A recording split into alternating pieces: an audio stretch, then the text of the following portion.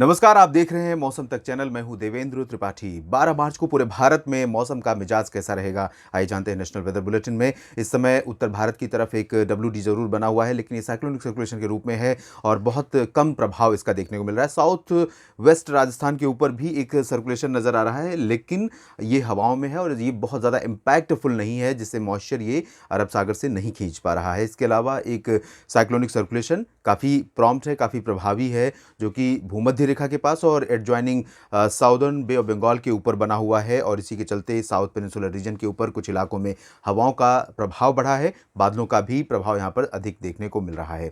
और जो ट्रफ बनी हुई थी केरल से लेकर महाराष्ट्र के मध्य भागों तक, इन भागों में बनी इस ट्रफ के चलते मॉइस्चर अभी भी महाराष्ट्र के ऊपर कुछ इलाकों पर दिखाई दे रहा है। तो इन स्थितियों में किन भागों में वर्षा होने की संभावना है और कहाँ पर हवाओं का रुख पश्चिमी दिशा का रहेगा, आइए जानने की कोशिश करते हैं। अगर इस पूरे मॉडल चार्ट को देखें, उत्तर से लेकर दक्षिण भारत तक और पश्चिम से लेकर पूरब तक, तो पूरा का पूरा रीजन ड्राई नजर आ रहा है 12 मार्च के लिए।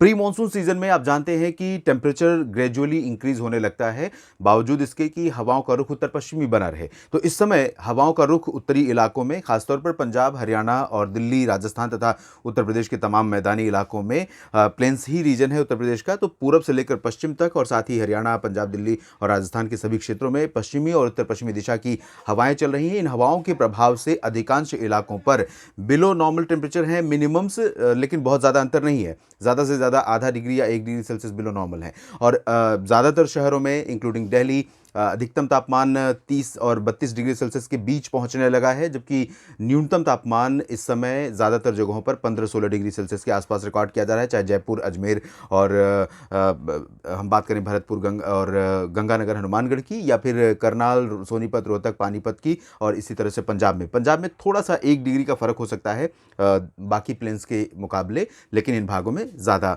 अंतर नहीं रहेगा। अलीगढ़, आगरा, बरेली से लेकर महोबा, झांसी और लखनऊ, कानपुर, अयोध्या, वाराणसी, प्रयागराज, गोरखपुर और लखनऊ, जौनपुर, प्रतापगढ़, इन सभी भागों पर भी तापमान अब बढ़ने लगे हैं। धूप का असर काफ़ी ज़्यादा होने के चलते गर्मी अब ज़्यादा देखने को मिल रही है। सेंट्रल इंडिया की हम बात करें तो मध्य प्रदेश में पश्चिम से लेकर पूरब का जो पूरा रीजन है, इन सभी क्षेत्रों पर ड्राई वेदर रहेगा।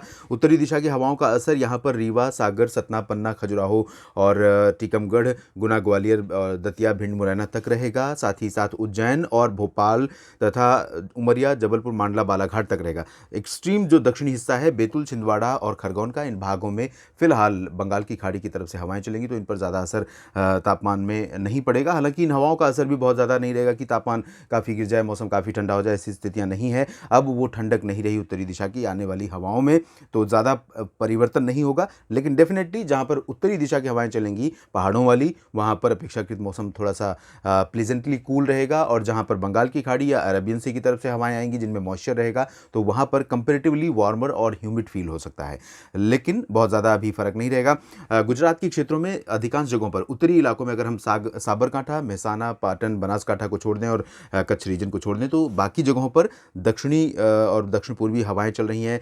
वडोदरा, गांधीनगर, अहमदाबाद, सूरत और वलसाड़, नवसारी, छोटा उदेपुर, डांग, तापी, राजकोट और वेरावल, सोमनाथ, द्वारका से लेकर जो पूरा सौराष्ट्र का रीजन है, इन सभी भागों में आर्द्र हवाएं चल रही, तो यहाँ पर टेम्परेचर बढ़े हुए हैं। अगर हम बाकी क्षेत्रों की स्थिति देखें तो विदर्भ, मराठवाड़ा में ड्राई वेदर रहेगा। हालांकि आज भी महाराष्ट्र के मध्य भागों में नासिक से लेकर पुणे, सांगली, सतारा और अहमदनगर तथा मुंबई और आसपास के कुछ इलाकों पर बादल बनने और कहीं कहीं पर हल्की प्री मानसून वर्षा होने या लाइट बूंदाबांदी होने की संभावनाएं बन सकती हैं, लेकिन ज़्यादा प्रोबेबिलिटी बारिश की फिलहाल एंटायर रीजन में, सेंट्रल इंडिया में नहीं है। इसको छोड़ सकते हैं, यहाँ पर एक्सेप्शन रहेगा, थोड़ी बहुत वर्षा आज हो सकती है, कल यहाँ पर भी ड्राई वेदर रहेगा। मेजरली 1-2 जगहों पर बूंदाबांदी हो सकती है। और छत्तीसगढ़, ओडिशा में पूरी तरह से शुष्क मौसम रहने की संभावना है। साउथ इंडिया की अगर हम बात करें तो तेलंगाना, उत्तरी तटीय आंध्र प्रदेश, रायलसीमा और कर्नाटक के तमाम शहरों में, गुलबर्गा, गडग, रायचूर और बेल्लारी, चित्रदुर्गा, हसन, बेंगलुरु, मैसूरू और मैंगलुरु समेत तमाम शहरों में ड्राई वेदर रहने की संभावना है।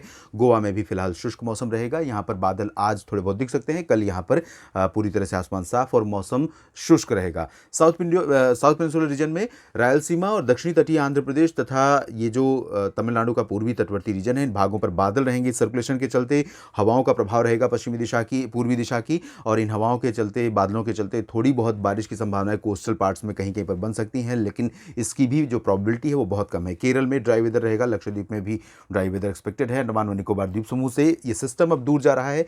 इसका परिणाम ये होगा कि अंडमान व निकोबार द्वीप समूह के लगभग सभी क्षेत्रों में मौसम मुख्यतः साफ और शुष्क देखने को मिल सकता है।